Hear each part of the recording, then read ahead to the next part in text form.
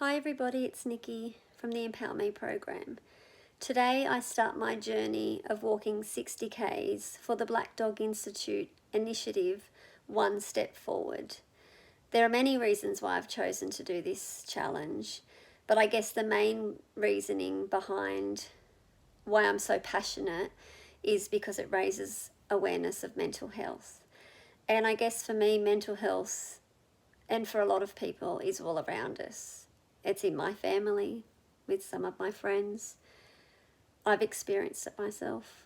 And I just thought, if I can do anything, I'm sure that I can walk. I'm sure that I can put one foot forward. And for me, walking, or for anybody, walking seems just like an everyday thing. But when I look about my experience and the period of time where I struggled, was actually to do with my physical health. So last year I had a surgery, and it was just an everyday surgery, so it wasn't meant to be anything too dramatic.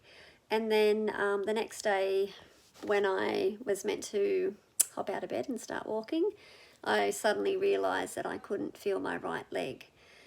And I guess, long story short, long stay in hospital, I basically came out with a wheelchair and crutches.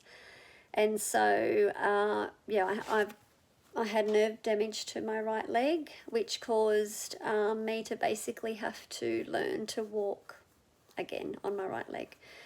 And for me, I guess when I came out of hospital, I didn't really think about the severity of what that meant. And also, I didn't think about how long it would take to actually relearn to walk on your leg. Like, it's just something that I actually never thought. I guess I took it a little bit for granted, being able to walk. So the start of my journey was, really living downstairs, and Ben and the kids pretty much having to do everything for me. So they showered me, or Ben showered me. I couldn't cook, I couldn't clean, I couldn't really do anything. So I was basically just stuck on a lounge for a long time. I watched a lot of Netflix, and basically just, said goodbye to them in the morning, and couldn't wait for them to come home at the end of the day. And I got help. I had help, a lot of help from my mum and mother-in-law, and some friends and family. But one thing that I didn't realise when I was at home was how much that I would need to be able to take charge of my own recovery. It took a long time, and I was, I wasn't able to go outside. I wasn't able to do a lot of things, and it really, really took its toll. I got to the point where, weeks, almost a couple of months went by, and I really started to, I guess, go downhill mentally. I'm normally quite an upbeat, happy, carefree kind of person, and always busy, always on the go, working full time and running Empower Me and running children around. And it wasn't until I wasn't able to do anything that I actually realised, wow, like, just, not being able to do anything for yourself is a huge thing. And actually having to rely on people, that was probably one of my hardest things. So I guess my recovery took a while, and when I started to be able to, get up on two crutches, I still was really feeling really, really lousy, just because, and I think it's because I just, one, I was stuck inside, and two, I was really, I guess, scared to be moving around when I didn't really have anyone at home a lot of the time.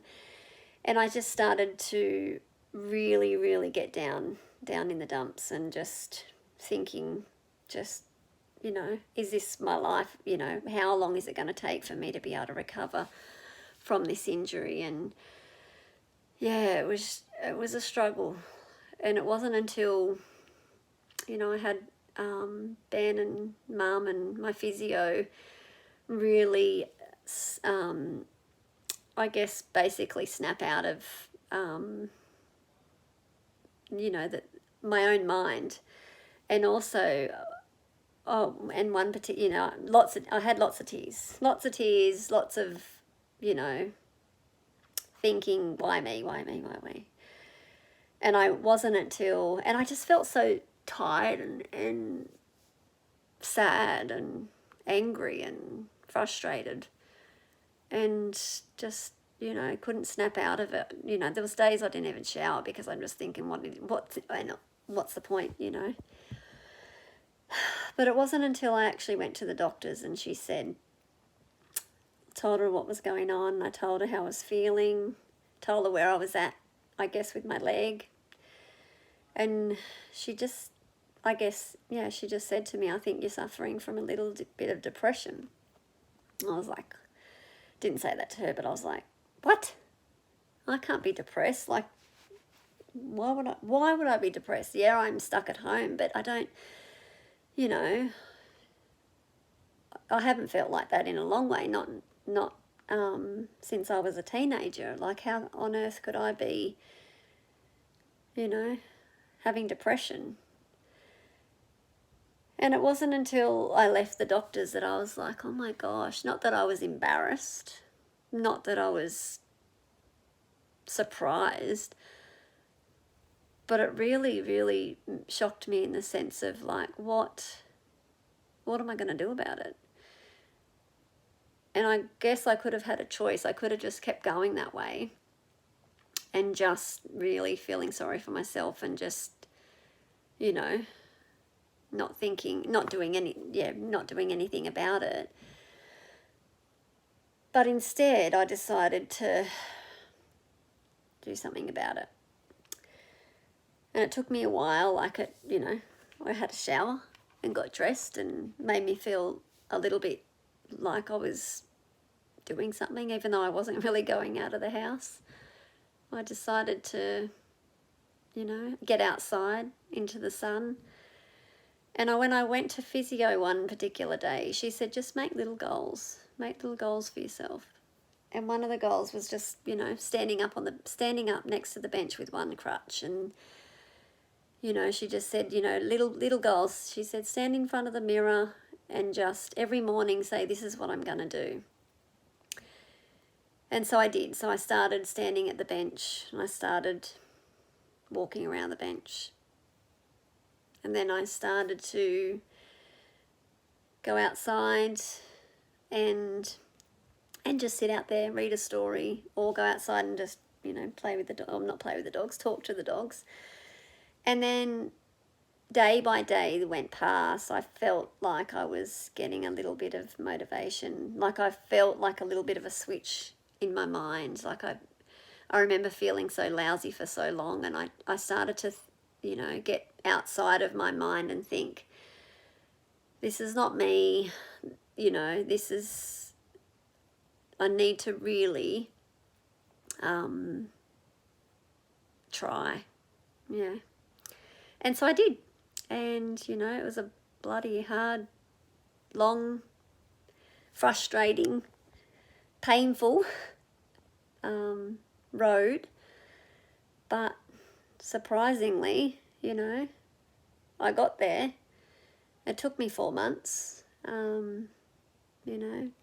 going from, I guess, leaving the hospital in the wheelchair, and then 4 months later I was able to get back to work part-time. But yeah, it was really hard, and there was times that I was just so down that I just never thought that I would ever be able to get back to the way I was.